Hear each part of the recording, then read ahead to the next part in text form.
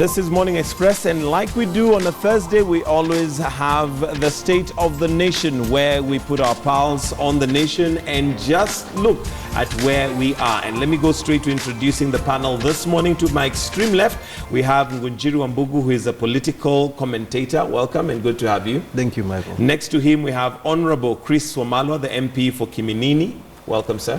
Great to have you. And last but not least, we also have Moses Kajwang, who is Senator Homo Bay. Thank you, Mike. Good morning. Good morning. Asante. Later on, we might be having Onyango Olo joining us. He's running a little bit late, but we'll start all the same. And thank you, gentlemen, for joining us this morning. And let me start a little bit back, and this is with the Assembly of State Parties, because I know, Ngunjiru, you were there, and there's been confusion, and we need clarity, full clarity, on whether Kenya got what we were pushing for or not. I know you're one of the delegates that were there. Thank you, Michael. That's a good question. Kenya went to the Assembly of State Parties with a very actually 2 points. One point was they did a reaffirmation of a resolution that was made in 2013 that said that when Rule 68 was amended, this is a rule on recanted evidence.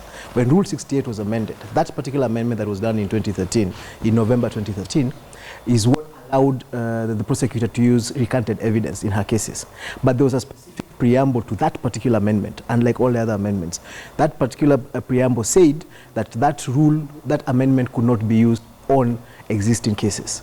So what had happened is that, as we all know, in the course of this year, the prosecutor had gotten and asked to be allowed to use recanted evidence in Deputy President Ruto's case, which had been in existence before that amendment was made. So Kenya had actually gone to the ASP to ask the Assembly, which is the one that had made the amendment in 2013, to reaffirm that particular aspect, and that they got. There's been an argument about whether it should have been a resolution because it was made in the President's report.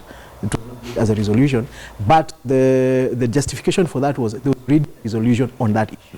So all Kenya needed to have was to get a statement from the Assembly saying that yes, when in 2013 when we made this amendment, our intention was not for it to be used in existing cases. The second thing was a petition that was signed by 190 members of parliament from across the political divide that was fronted by Honorable Kosing, where they were asking that that particular petition was asking the Assembly for an oversight mechanism to be established, to look especially at the Kenyan and the way the Kenyan cases were established, and even that particular aspect as well was one of the, actually that was a resolution that was going to be oversight mechanism, but it was going to be, there has been a process of setting up an oversight mechanism in the Assembly that had been dragging. So now that was going to be constructed. So Kenya went with two objectives. Okay. I have heard people saying Kenya wanted to suspend Rule 68, to reverse Rule 68. So in short, for the benefit of Mwananchi, who maybe may not be involved in all those details, did we get what we needed? Yes. We did. Okay. Moses, let me come to you, Moses Kajwang. And the question here is this what Kenya needs for us to heal? Because we know 2007, 2008 is something that we have dragged on for a long time. There was a lot of resources, there was a lot of energy put towards the ICC. And is this what we need for us to heal? Thanks, Mike. First of all, there was a huge delegation of legislators that went to the Netherlands, to the ASP. Ngunjiru Wambugu, it would be very important for him to disclose who funded his trip to the ASP and in what capacity.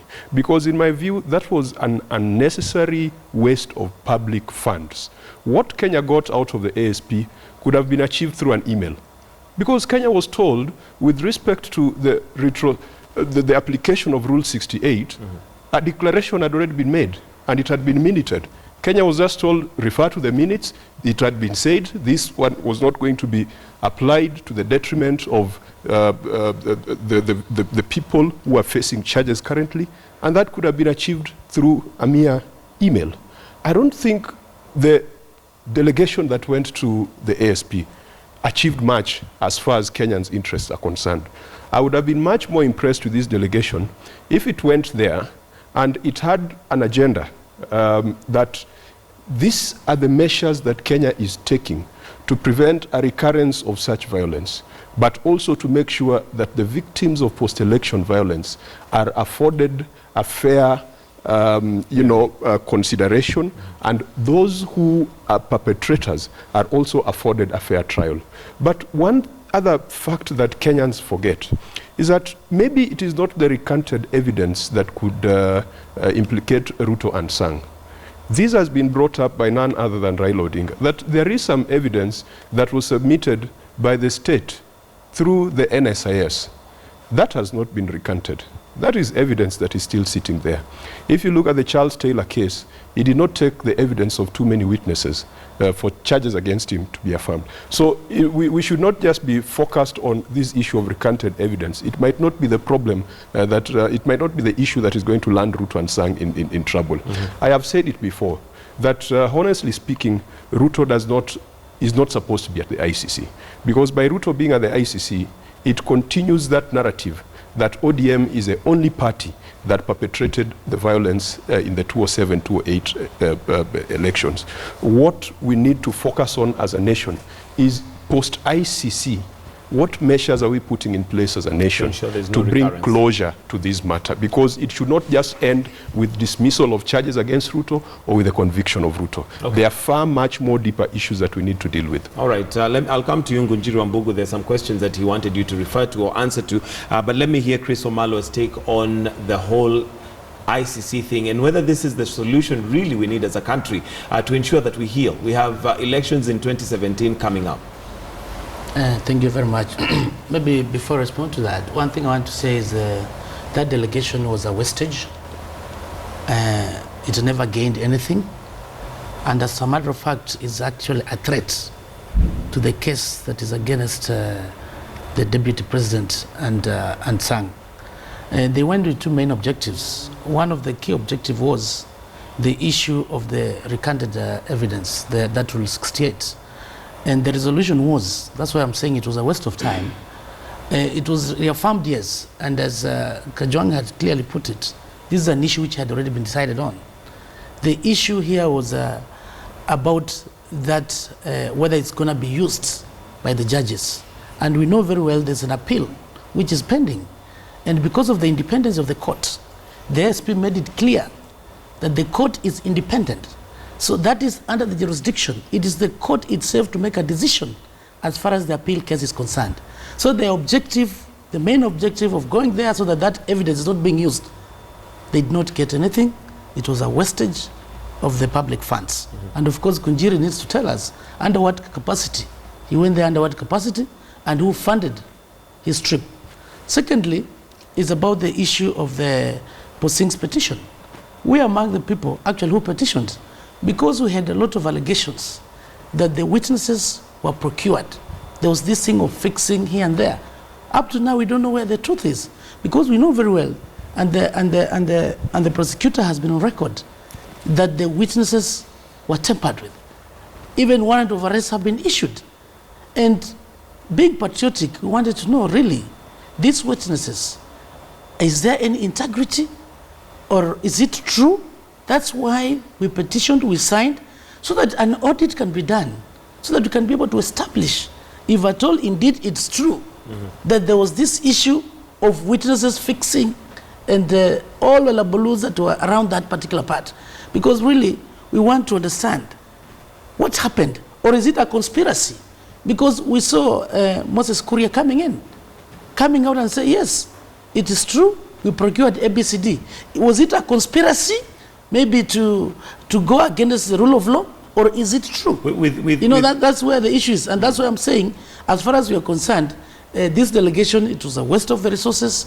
There was no any resolution, and as a matter of fact, the way they behaved in a manner that brought a lot of hatred even from other participants, it is actually embarrassing to the Kenyan delegation, because we were told it was a shouting match. This was very long. All right, Ngunjiru, there are several questions there. The funding of the trip, it was a waste of time. We didn't achieve anything. It could have been achieved over an email as opposed to having that whole delegation going. And of course, Kenyans want to know, why do we need such a big delegation? Your response to that? First and foremost, I do not know what they mean when they say it was a big delegation. I was there that entire time. The delegation had a leader of majority from both houses. Because again, and it's interesting because there's a certain element of contradiction with what Honorable Wamalwa is saying. They signed the petition. Where did they expect it to be taken? Of course, it was meant to be taken to the Assembly of State Parties by someone. Done that. But it was a petition. No, I'm saying after signing, when it comes delivery, you didn't. Let him finish. I needed the point I'm trying to make. The point I'm trying to make is that there were certain members of Parliament who needed to go and take, because we couldn't take it. I'm part of the non-government organization. I couldn't take that petition. That had to be taken by members of Parliament. So of course there was. In fact, I saw members of Parliament from ODM at The Hague. So I don't know. It. You see, so the point I'm making is that petition needed to be taken by some members of Parliament. The second thing that is very, very important, and this is the hypocrisy I see. We had so many members of the non-government organizations from Kenya. I have not heard these guys asking who funded those guys. I went to The Hague as a member of the non-government organization sector. Yeah, it's very important. The guys who I had who were in Parliament went in their parliamentary. They have their own parliamentary structures of how they go. Now that is something they can sort out within Parliament. And I'm sure I expect to hear one of them taking a petition to ask. I mean, coming up with a process within Parliament to seek clarification of how that delegation was funded. But I was not part of the government delegation. Yeah. Okay. My funding had absolutely nothing to do with government. Okay. But then there's also something else that is important. When we talk about delegations and we talk about representation, we had 2 cabinet secretaries and a number of members of Parliament there, in addition to the people from the non-state actors who had accompanied the government delegation. It is important for us to understand something. We have a group of non-government organizations in this country that are very well funded, who are presenting or misrepresenting the Kenyan government position in a lot of these forums. Now, Kenya is spending a lot of money in image building, in image sustenance. Why? Because a good image is good for business, is good for tourism, is good for a lot of things. So I want to believe that this government is going to continue protecting its image, even if that requires you to take a delegation to particular places to counter whatever other delegation has been taken by other people. Because we've got a lot of international, I can only call them international lobbyists, because they get paid to present positions that come from whoever is paying them. Who are presenting certain aspects of Kenyan government. For example, at The Hague, there were people who are busy explaining to the foreigners who we met there that Kenyan government has killed witnesses, has intimidated witnesses. This is something that is completely atrocious. Now imagine that you have foreigners who don't know Kenya at all, who are only listening to that aspect of what Kenyan government does. Okay. So it's important to have delegations that counter that kind of thing. However, it's also important for us to stop lying to Kenyans. You cannot say that you could have gotten the kind of work that Kenya got, the kind of resolutions and the kind of report that Kenya got by sending an email. I was there. The first fight, if I could call it a fight, was to actually get the Kenya items on the agenda. There was a lot of resistance. There are people who did not want the Kenyan items on the agenda. CS Amina had to do a lot of work, lobbying and on the plenary, to convince the assembly why that Kenyan issue was very important. How do you do that on email? Okay. All right, granted. And I want us now to move from the ASP, because I know we can go around in circles. So what I wanted is clarity as to whether Kenya got what we were supposed to get or not. And evidently, there's still a lot of questions as to whether we needed such a big delegation to go there. Now, just a quick reminder, in case you're joining us now, we are on State of the Nation. And remember, you're welcome to tweet and also participate in the conversation and let us know what you feel and think about some of the subjects that we're talking about. I want us now to look at the cabinet reshuffle, and which came in just before the Pope, arrived in Kenya. And Moses, I'll start with you on the president's seriousness with dealing with corruption, looking at some of the measures that he took just before the Pope arrived, and also continuing. CS Waiguru resigned. Of course, she said that she requested for lighter duties because of medical issues and advice from the doctor. But we also know that the president also dropped some of the those who are alleged to have been involved in corruption. I don't think the cabinet reshuffle was a strong statement on the president's commitment to fight corruption. Why not? In my view, it was just an issue of getting rid of people whom he appointed to the cabinet at the beginning of his term, people who then failed to live up to his expectations. Probably corruption was part of it. Because if you look at the replacements of the 5 cabinet secretaries and the scores, the several permanent secretaries, they do not come with strong anti-corruption credentials. They do not come in, blazing the trail that these are people who are known to have stood for something strong. These are people who are known to have taken a position on matters of morality when it comes to utilization of public funds. Mm-hmm. If you look at the analysis of this cabinet, it was all driven, the new appointees, it were all driven by political considerations. Ngunjiru to consolidate certain votes and to quiet some of the murmurs that have been going on in certain parts of central. Although we cannot ignore the fact that there are political appointments. At the end of the day, we have 2017 coming in, and as a result... Correct. And that is it. That this was a political reshuffle. This was not a reshuffle that was meant to send a strong statement that the president was not going to tolerate corruption or anything close to it. Otherwise, you still have lingering queries on the use of the Eurobond proceeds. Rotich is still in office. In fact, Tobiko has just given directions that investigations need to be undertaken in this particular matter. But let me say this. I think the coming of the Pope was also a good thing to this nation. Because I was at State House when the president received the Pope. And for the first time in his speech, and I met his speechwriter, who's a friend of mine, and told him, you did a great thing. Because the president admitted that it falls upon him to fight this scourge, this vice that is called corruption. In the past, his spin doctors have been saying that it is not the president's job to fight corruption. It is a job of the EACC. It is a job of several other institutions. I like the fact that when the Pope came, the president humbled himself and realized and recognized and accepted that it falls on him to fight corruption. And he even requested for prayers. I want to tell the president that yes, it is good to pray, it is good to repent and ask the nation to hold hands together. But remember, God only helps those people who help themselves. So let us move beyond the rhetoric, let us move beyond the prayers, and let us have action. Okay. And Mike, the things that are happening to Anne Waiguru right now should not be seen as that ultimate commitment to fighting corruption. We said that corruption does not stop and end with Waiguru. There are still so many other people, not just within the executive, even within the judiciary, even within the legislature, even within the county governments. So we need to see this fight against corruption being a full-pronged war, not just something that is confined to intimidation and humiliation and harassment of the Waigurus and the Mangitis and the Githinjis of this world. All right, Ngunjiru, your comments on, I'll come to you, Honorable Chris, your comments on the reshuffle and that it's just a political move rather than the president's commitment to fight corruption.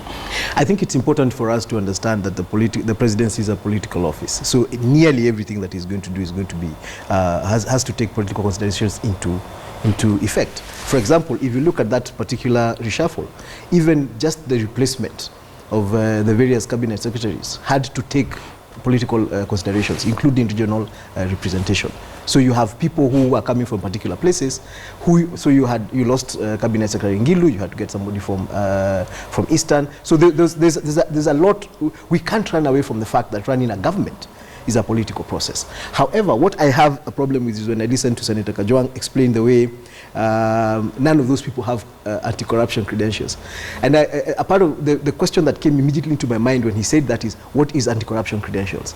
Because how do you wake up and say, I have anti-corruption credentials? What is it that you need to have done for you to get into office with anti-corruption credentials? So it's important for us to stop using corruption or anti-corruption as a political tool that we target on people and we decide you don't have anti-corruption credentials. Because how do you measure anti-corruption credentials? It's important for us to make that clear. But then also, as a Christian, it's important for me to also clarify, God does not help those who help themselves. And that statement has been overused and misused for so many years.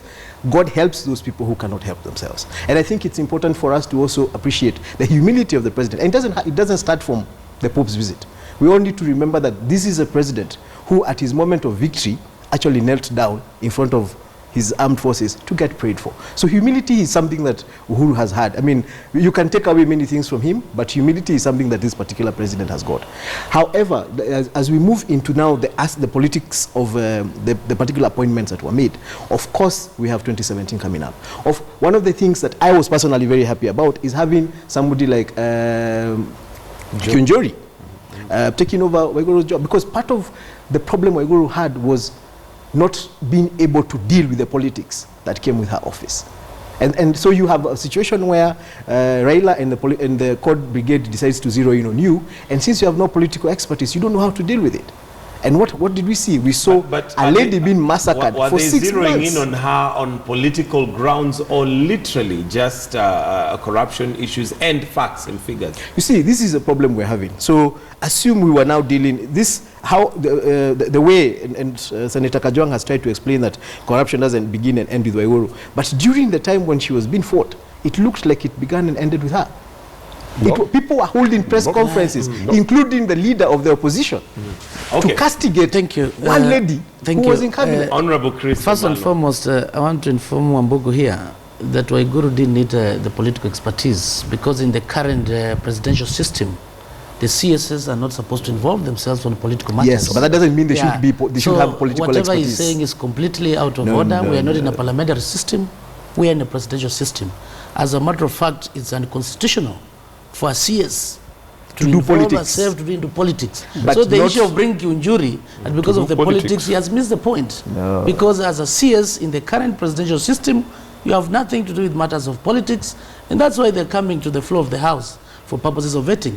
Now, going back to the Pope's visit and the current cabinet, the way it's constituted, first and foremost, I want to say that I want to salute His Excellency the President during the Pope's visit, and he requested for prayers from Pope so that he can have, we know all the way that leadership comes from God, and by him going and requesting for the prayers from Pope so that he can be able to lead this country, I think to me that was a plus. We all pray, and as you become the president, or as the presidency, obviously challenges are there, and again the president acknowledged that we have a problem of corruption in this country. That one, I also salute him for that. Okay, he was open, and the way he humbled himself that particular time, from a Christian point of view. At times, we for example, Christians like Catholics, we know we do, the sins are there, but you go for confession, you ask for forgiveness, and the moment you come and acknowledge and appreciate and say that I've done this, and you seek forgiveness, you are given for that forgiveness. And I salute the President for that. And I also thank Holy Father for coming to this country, Pope Francis, and that particular time, I think the way he delivered the message, I'm sure Kenyans were seeing. The humble way, you know, coming from the airport in a small car of 1300cc, that is a message to the government. We should avoid issues of wastage. And parliamentarians. Yeah, absolutely. Parliamentarians as well. Parliamentarians, they don't use public funds. If somebody has bought a car, that is from his salary. This is what, so which is public funds. No. You should get the difference. I think Wambugu needs to understand the difference. You should leave this activism. If you're a member of parliament, you've been paid your salary, it's your discretion. No, remember they get a grant. Can I finish, They please? get a vehicle grant from government. This guy, you know, this activism is what you don't want. Allow him to finish. You must be diplomatic. This is the misbehavior that was in the they took to ASP, which you don't want to bring it here. All right. Let me prosecute my matter here. Please. The issue is this: if you can afford to live wherever you want, this is your money. If I'm given my salary and I decide that I can buy a car, V8 or whatever, that's not a wastage. This is your salary. But we are talking about public funds. When you talk about the CS in the big cars, this is the wastage. We are talking about the wage bill. So by using maybe small cars that the taxpayers, you know, it will eliminate issues of wastage. This is what I'm trying to bring home. Okay? The Pope came all the way, and this was a message to the governors. I was seated in State House with some governors. They were shocked. They were like, wow, Pope Francis in a small car of 1300cc, and one of the governors said they're going to implement that in their county governments. And I have no doubt, I'm hoping His Excellency the President is also going to implement this. That was a big message the Pope brought to this country as far as the issue of humility is concerned. Right. And secondly, what the Pope brought to this country, he's so concerned about the youth. The youth are people who are vulnerable. These are the people we should invest in. These are the people we must aspire to give them hope. These are the people, when we talk about this Al-Shabaab, the youth radicalization and all that. And I want to thank him for that. And this is an area that the government must invest in, give hope. And when you look at the current cabinet, the way it was is constituted. I want to say it is very unconstitutional. Very unconstitutional in the sense of the 2/3 gender rule. His Excellency the President is taking us backwards. Because look, after the women have gone, we are not seeing the women to constitute that a third. It is totally unconstitutional, and the President must look into this issue and see. He must bring in a woman. The 2/3 gender rule has missed. And this is a matter that we are going to bring it. I sit on the committee of appointments. We're going to vet the CSS. But I also salute him in terms of bringing professionals, in terms of what they have trained and the job description of the mandate. For example, Dr. Cleopa Mailu, the current CEO of Nairobi Hospital, I think this is the right thing. This is the right person to be there in terms of his training, in terms of looking at the experience he has. I've no doubt it's bringing so much to that particular ministry. You agree with some of the appointments, you're okay with them, with the others you have an issue. Especially the 2/3 gender. Okay. To me, the 2/3 gender, here the President missed the point. Okay, and he must look into this matter so that the 2/3 gender, and this is an issue, and you're doing this especially when at the time when you're having these constitutional time frame bills which are in Parliament. Okay. So the President messed up as far as the 2/3 gender is concerned. All right, I want to hear from Ngunjiru, because Ngunjiru, I know you are in support of the nominations that were done, pending vetting, and given now that the President has not, one, the youth may not have been that included in that particular we don't have a youth forum. I thought and then the women as well. Youth. I think it's what do you mean, Kazungu first and foremost. Somebody 45, 46 years is a youth. Our constitution. No. Now, the guy, We give you activism. No, but you got an issue. Let's know what is a youth as far as our constitution is concerned. And I have asked him the question. Yes. Can we allow him to answer? Yes. Honorable Chris, If you allow me to answer. answer. If you allow me to answer. Of course, the first thing that is important for me to clarify. This guy is saying that they drive their cars using salaries of money that they are paid. That is not true. Every member of parliament got a grant. This is free money they were given by the government of Kenya to buy a car, 5 million shillings. But if the money is for a car, really. Yeah, but you see, what's the problem? how many people, why are they being given grants? If they're being paid salaries, and they get paid very good salaries, why is the Kenya government giving them grants to buy cars? He's talking about humility, driving 1300cc car himself. Why did they need to go a 5 million shilling car and they don't pay taxes? It's close to 8 million. So I needed to make a point, clarity, because they are trying to give the impression here that the cars they drive are based on their salaries. So that is not true. This is money that we pay for. It's misleading. Yeah, they get grants. The grants that they get come from the Kenyan government, which is our taxes. So it's important for that point to be made and clarified, so that we don't tunanunua pesa na gari na pesa zangu. Mike, however, you will all respond. But that is a point we all remember. When this parliament got into office, we had a major fight about a grant, and they got it. Now let's talk to the issue of the gender issue, appointment. Yes, I'm assuming that parliament is going to cure that as they do this vetting. Because yes, there is a particular constitutional requirement for gender balance in the cabinet that you can very clearly see is not in this particular appointments. However, the president still has, I think, is it 2 more appointments that he can make? Because the cabinet can go to 24. He has 20 members. He has 20 cabinet secretaries. So I'm hoping that is going to get cured in due course.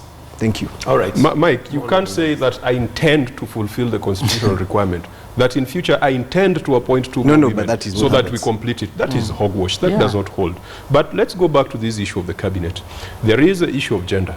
There is the issue of regional balancing and inclusivity. Our constitution is very, very clear that the national executive shall reflect the ethnic and regional, face of this nation. If you look at, yes, you've got 24 cabinet slots. We've got more than 42 communities or ethnic groups in this country. Not each and every one of them can get a cabinet appointment. But if you look at the share of certain communities and the exclusion of certain minorities, it worries you. But the third and most important thing here, why must the president, out of 42 million and above Kenyans, including Ngunjiru Wambugu, who I know is a talented political analyst, why would the president go to Senate and pick Keter? Why would the president go to the National Assembly and pick Kazungu? And then occasion by-elections in Kericho County and by-election in Kazungu's former constituency? How much money are we going to spend in these by-elections?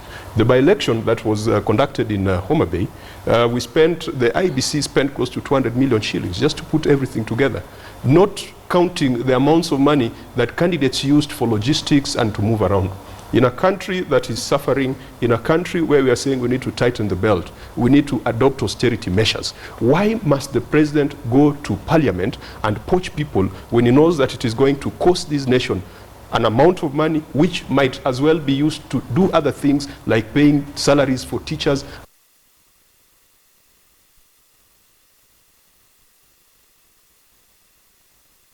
His cabinet.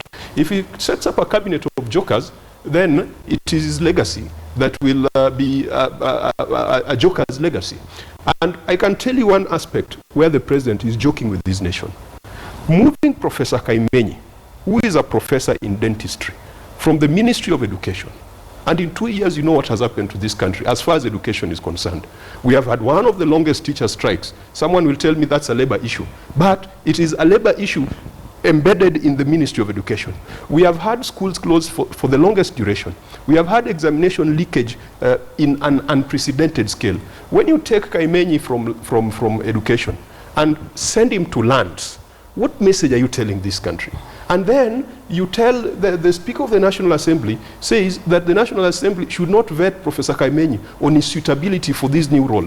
I think that interpretation, even though I sit in the Senate and I'm not a member of the National Assembly, I think there's something that begs in that interpretation, that when you move someone from a docket where he has not performed very well, in fact an impeachment motion was brought to the National Assembly, and you take him to another where he's not directly qualified for, you need to vet them. So if the president is going to deal with jokers, it is his legacy that is at stake.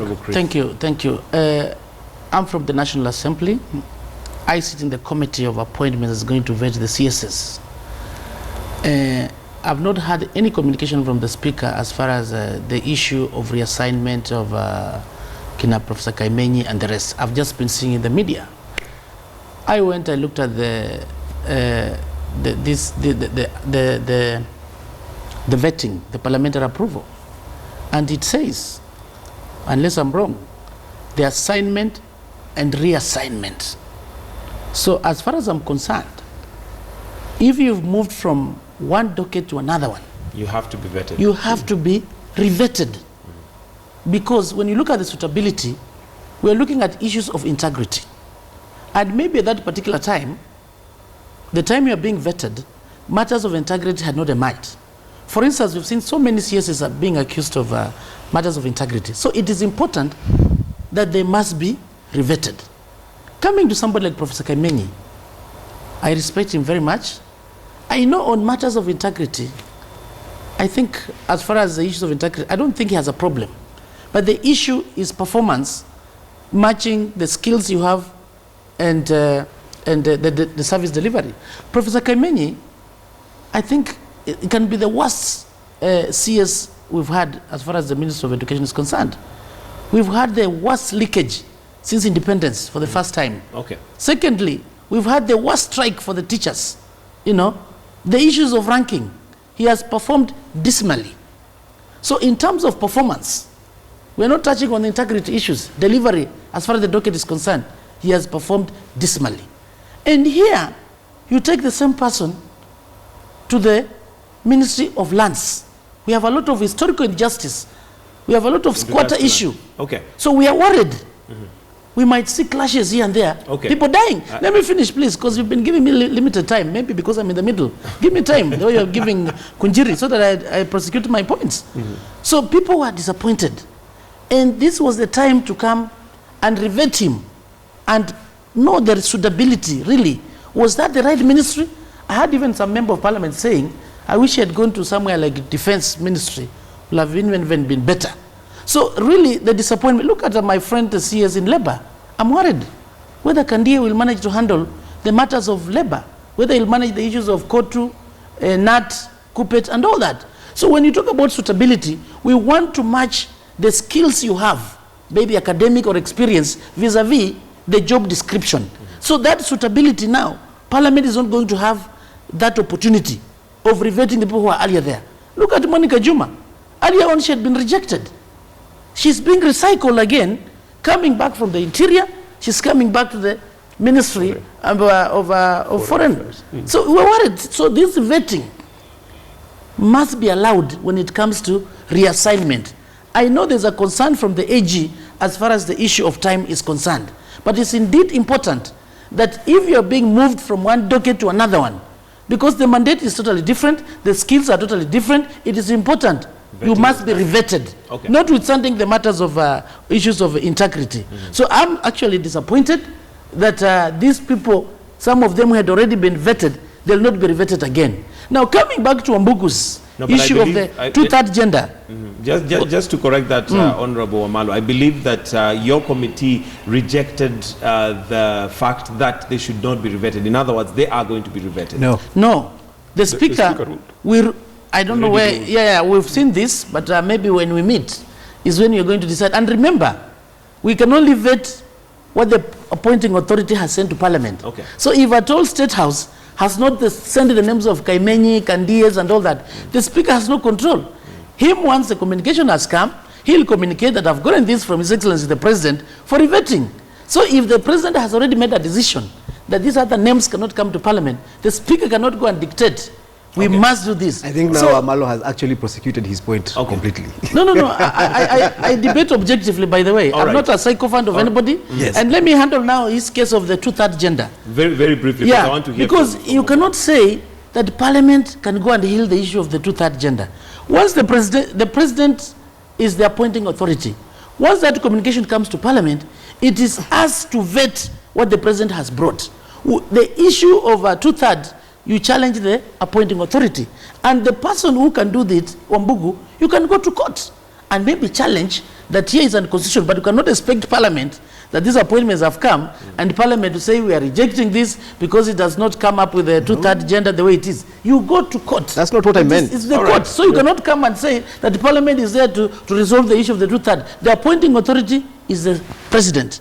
The President, once he brings the names, it is us to do it. The Speaker has no control over what the President brings on board. And I wanted to make that one very clear. But somebody can go to court and challenge that this is unconstitutional.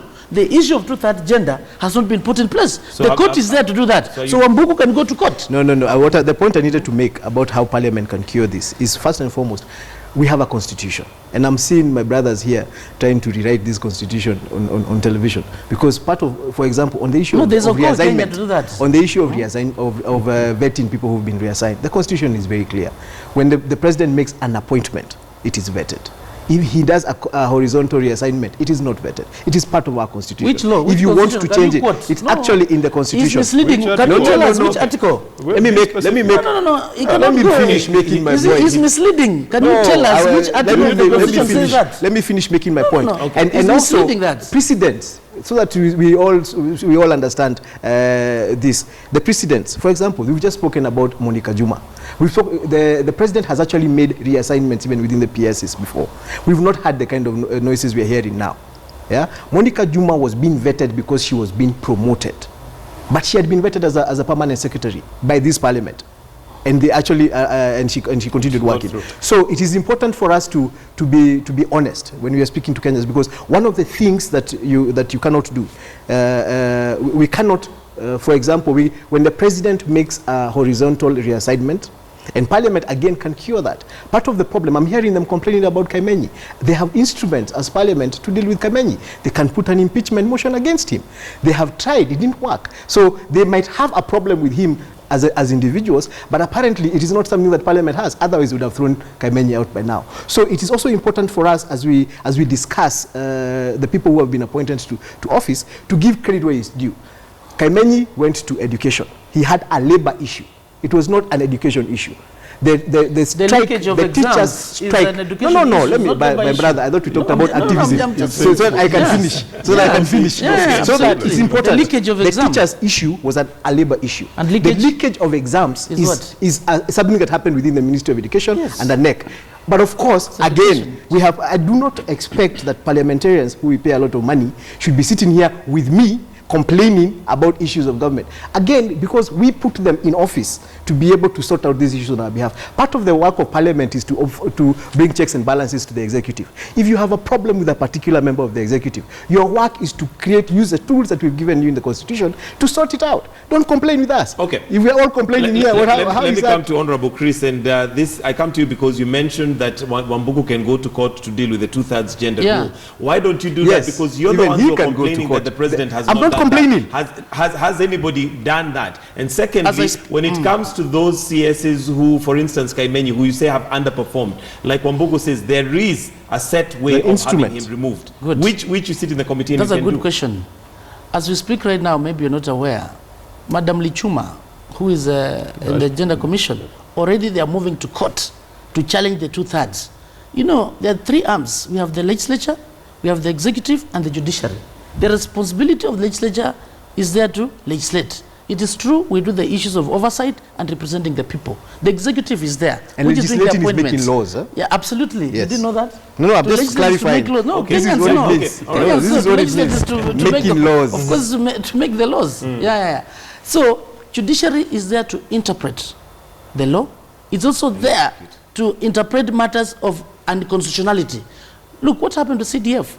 The element of unconstitutionality that was there, it was brought back to the floor of the House. That's why we are making laws, we are realigning that statute in line with the Constitution. So if the president in this case, it is unconstitutional, somebody goes to court, and Lichuma is already doing that. It's just like the time Chief Justice was appointed in Kibaki's time. Remember, they went to court, and that thing was nullified. So the same case is likely to happen to the current cabinet, the way it's constituted. I don't have to do that, and already mechanisms are in place. So it's already happening? Yeah, it's already happening. Okay. When it comes now to the issue of revetting, currently we are in the presidential system. Formerly we were in the parliamentary system, where there was no vetting of executive appointments. But at the moment, in the presidential system of governance, all executive appointments must be vetted by Parliament. Okay. Now, in this case, I'm going to bring an amendment, okay, in the vetting, parliamentary vetting act that is there, so that in case of any reassignments or whatever the case, this person has to go through the revetting again. You must check on the suitability of this person. And I want to thank So as a Mheshimiwa legislature, for confirming my point. Alright. That Yeah, you can't for do it now. legislature- Let me bring in Moses. You can't do it now. Moses Kajwang here. And Moses, also as you answer or respond to that, I also want to know, the opposition has been very vocal on any public officer who has their reputation tainted in any way to step aside until they're cleared. And starting with CS Waiguru, we also now have Rotich. But we have now one of the code principals who has a lot of baggage that he's carrying right now. Are we going to see the same energy And zeal. by the opposition and zeal to have him also step aside from any public office that he holds until he is cleared? Let me just close the cabinet, then I get into that. And I agree with Mheshimiwa Chris that there is no precedent. Ngunjiru talks of precedent. There's absolutely no precedent. You do remember that this constitution was promulgated in 2010. So previously, in the parliamentary system, we did have these checks and we didn't balances have of that. vetting. So don't try to confuse Kenyans. No, about but you vetted precedent. you vetted people in 2013. This cabinet was vetted in 2013. Yes, 2013. But That's- this is the yeah. first time the This is the cabinet has first been time. reshuffled. What about unless you are talking about PSs? the cabinet in your county. And Those PSs? are county All right, governments. PSs have been Supposed to tell you that the county assembly. Gentlemen, So PSs allow me to have been finish. Don't reshuffled. confuse Kenyans about precedent. Big English words that do not mean what they're supposed to mean in this particular case. Let me get to the Wetangula issue. The BBC Panorama, the intention of that program was to portray BAT as a global corporation that engages in bribery. And under British laws, and even American laws, and most of the European Union states, bribery is a grave issue. I worked for a multinational where any whiff of bribery as a tactic in acquiring business would be scorned upon. But there is the issue of bribery and the issue of lobbying. Now, BBC Panorama says that BAT lobbied particular people and mentions Moses Wetangula, who was Minister for Trade. We are not told whether in that lobbying there was anything that that BAT obtained from the Kenyan government, obtained from Honorable Wetangula. There is no link that by doing this, then something else came out. Let's compare this with the chicken gate issue. It is very clear, and in a UK court, it has been established that Smith and Usman and its senior officials and directors gave bribes to IEBC and Kenya National Examination Council senior officials to influence tenders, gave bribes to people who are heading institutions that were doing business with Smith and Usman. Those guys in the UK have been jailed. They're in prison as we speak. When it came to Kenya, we were being told, opposition, you're being petty. Opposition, you have not accepted that you are defeated at the last election. Where there is evidence sitting in a UK court, we were told that we are still doing investigations in Kenya, and it is only until the point when we conclude investigations that we can ask Isaac Hassan or these guys of National Examinations Council and the shadowy yombras of this world to be brought to book. What has changed between then and now? So in short, so Moses Wetangula has been mentioned in a television program just the other day. No. We are talking about this issue of BAT. Let's just talk about this issue of BAT. Just the other day, Moses Wetangula is being mentioned. There has been no investigation. There has been no conviction even in UK, where the BBC comes from. And Aden Duale is the first person to start saying that Moses Wetangula should step aside. In the case of Waiguru, where we are talking about stepping aside, there was evidence that 791 million shillings had been lost. There was evidence that there was an attempted theft. There was clear evidence, and even relevant authorities were alluding to it. I think we need to give Moses Wetangula a break. We should not be people who are bent on mass psychology, who are bent on just witch hunting. We need to close. Yeah. So if we are to start with something, let's start with chicken. All right, let's finish. Closing comments very briefly. Wambugu, I think it's important for us. It's important for us to stop beating about the bush. If the same thing that is happening today with Wetangula had happened to Rotich or Waiguru or any other member of the executive, that is not the conversation we'll be hearing from Senator Kajwang. However, it is also important for us to remember, Honorable Senator Wetangula has been found guilty by a court in the Kenyan system of bribing voters. 3 courts. He's appealed, and the appeals have been squashed all the way to the Supreme Court. Today, we have even a gazettement by the Speaker of Senate where he's actually been found guilty by a court of having bribed voters. Okay. So if you're going to talk about corruption, don't beat about the bush. He already has a case. Honorable Chris, please, very short closing comments. My comments, I'll go as per the law. One thing I want to say is about the issue of Honorable Moses Wetangula on the issue of the BAT.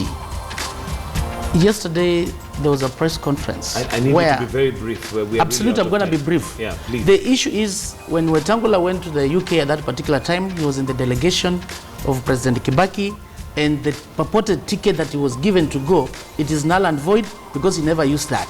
So whatever the source this came from, whoever published that, he knows whatever he wanted to achieve. Okay. So the truth of the matter is, he did not use that, and there's no way of saying he must step aside. Okay. Again, when you read, there's a specific in the law, when you read the constitution, it shows how an elected member can vacate the seat. So that one is clearly stipulated in the law, and I need Wambugu to know this. All right. So when it comes to the issue, no, it's important. When it comes to the issues of IBC, the DPP, the threshold of determining a matter of a civil case and a criminal case, the threshold is high. So the DPP did the investigations, and the DPP found that the issue of bribery here did not meet the threshold. The and that's Supreme why Court decided. The DPP must do investigations, and the DPP did the investigations there. Thank you very much, gentlemen. Ngunjiru Wambugu, political commentator. We have Chris Wamalwa, Honorable Chris Wamalwa, MP for Kiminini, and Moses Kajwang, Senator, Homa Bay. Thank you very much for letting us know where we are as a nation. That is the state of the nation, and at this rate, it looks like we'll need another hour to actually just deal with some of the issues that we have as a nation. But we need to wind up right here because of time, and time waits for no man, not even the king. And well, we've got News Hour coming up in just a bit, so don't go away.